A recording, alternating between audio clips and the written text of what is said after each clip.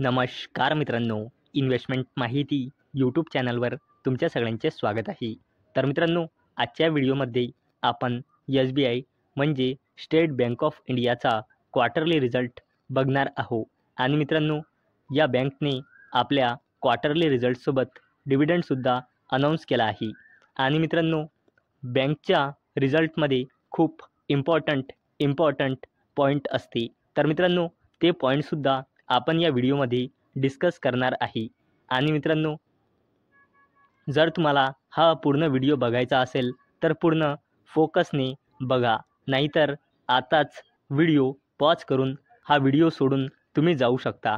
कारण मित्रांनो, या व्हिडिओमध्ये आपण खूप इम्पॉर्टंट पॉईंट बघणार आहोत. तर चला व्हिडिओ स्टार्ट करूया.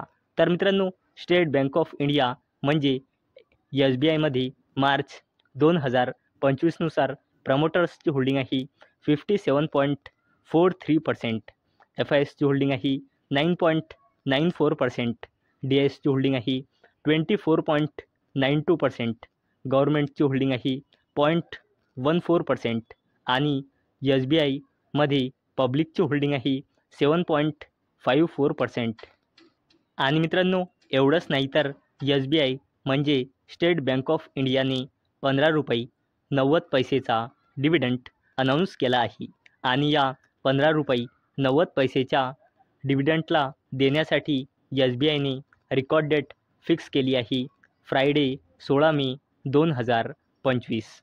तर मित्रांनो, आपण बघणार आहोत SBI म्हणजे स्टेट बँक ऑफ इंडियाचे फायनान्शियल इयर 2025च्या क्वार्टर 4चे स्टँड अलोन नंबर. आणि मित्रांनो, सगळेचे सगळे नंबर कोटीमध्ये दिलेले आहे. आणि मित्रांनो, हा कॉलम आहे फायनान्शियल इयर 2024च्या क्वार्टर 4चा. हा कॉलम आहे फायनान्शियल इयर 2025च्या क्वार्टर 3चा. आणि हा कॉलम आहे लेटेस्ट फायनान्शियल इयर 2025च्या क्वार्टर 4चा. तर सगळ्यात पहिले बघूया इंटरेस्ट अर्न.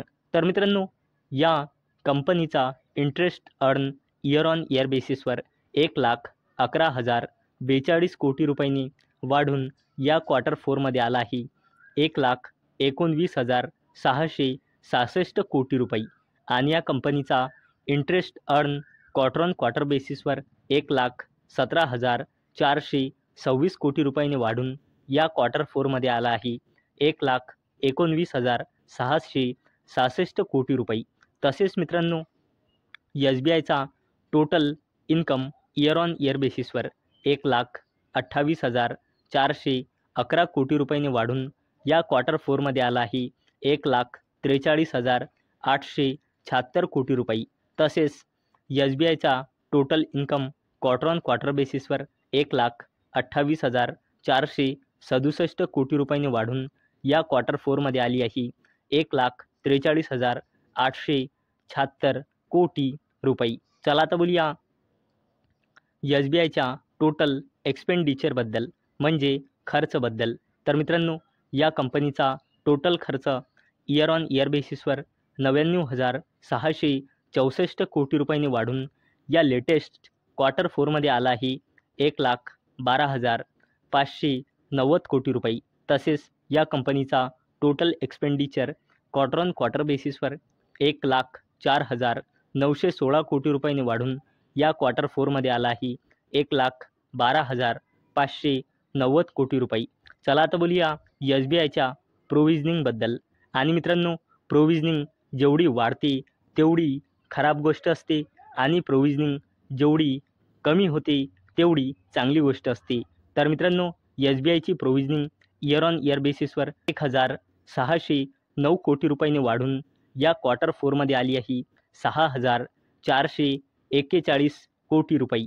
आणि या कंपनीची प्रोव्हिजनिंग क्वार्टर ऑन क्वार्टर बेसिसवर 911 कोटी रुपयांनी वाढून या क्वार्टरमध्ये आली आहे 6,441 कोटी रुपये. म्हणजे मित्रांनो, SBIची प्रोव्हिजनिंग इयर ऑन इयर बेसिसवर म्हणा किंवा क्वार्टर ऑन क्वार्टर बेसिसवर म्हणा जबरदस्तपणे इन्क्रीज झाली आहे, जी SBIसाठी एक बॅड न्यूज आहे. चला आता बोलूया SBIच्या नेट प्रॉफिट फॉर द पिरियडबद्दल. तर मित्रांनो, एस बी आयचा net profit year on year बेसिसवर 20,698 कोटी रुपयांनी घसरून या क्वार्टर फोरमध्ये आला आहे 18,642 कोटी रुपये. तसेच एस बी आयचा net profit quarter on quarter बेसिसवर 16,891 कोटी रुपयांनी वाढून या क्वार्टर फोरमध्ये आला आहे 18,642 कोटी रुपये. चला तर बोलूया एस बी आयच्या EPS म्हणजे अर्निंग्स पर इक्विटी शेअरबद्दल. आणि मित्रांनो, हा जो EPS असतो हा नाही लाखमध्ये असतो, नाही कोटीमध्ये असतो, नाही मिलियनमध्ये असतो. EPS फक्त आणि फक्त रुपीजमध्ये असतो. तर मित्रांनो, एस बी आयचा EPS इयर ऑन इयर बेसिसवर 23.19 रुपीजने घसरून या क्वार्टर फोरमध्ये आला आहे 20.89 रुपीज. तसेच एस बी आयचा EPS क्वार्टर ऑन क्वार्टर बेसिसवर 18.93 रुपीजने वाढून या क्वार्टर फोरमध्ये आला आहे 20.89 रुपीज. चला आता बोलूया एस बी आयच्या NPA.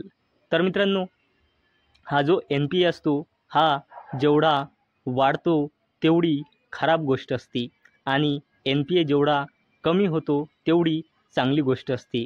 तर मित्रांनो, एस बी आयचा gross NPA year on year बेसिसवर 2.24%ने घसरून या क्वार्टर फोरमध्ये आला आहे 1.82%.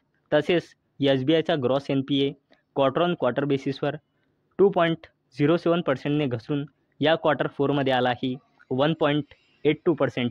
तसेच एस बी आयचा net NPA year on year बेसिसवर 0.57%ने घसरून या क्वार्टर फोरमध्ये आला आहे 0.47%. तसेच एस बी आयचा net NPA quarter on quarter बेसिसवर 0.53%ने घसरून क्वार्टर फोरमध्ये आला आहे 0.47%.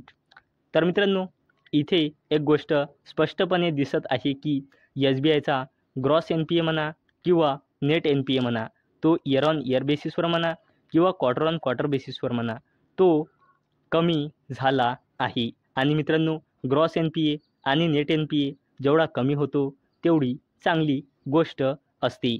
तर मित्रांनो, आजच्या व्हिडिओमध्ये आपण एस बी आयचा फायनान्शियल इयर 2025च्या क्वार्टर फोरचा रिझल्ट बघितला. आणि मित्रांनो, आपण एस बी आयचे स्टँड अलोन नंबर बघितले. तर मित्रांनो, मला अपेक्षा आहे हा व्हिडिओ तुम्हाला इन्फॉर्मेटिव्ह वाटला असेल. तर मित्रांनो, जर तुम्हाला हा व्हिडिओ इन्फॉर्मेटिव्ह वाटला असेल तर या व्हिडिओला लाईक करा आणि चॅनलला सबस्क्राईब करा. आणि मित्रांनो, हा व्हिडिओ फक्त आणि फक्त एज्युकेशन पर्पजसाठी बनवलेला आहे. माझ्याकडून काहीही रेकमेंडेशन नाही की तुम्ही या स्टॉकला बाय करा, सेल करा किंवा होल्ड करा. तर चला भेटूया नेक्स्ट व्हिडिओमध्ये. तोपर्यंत टाटा, बाय बाय.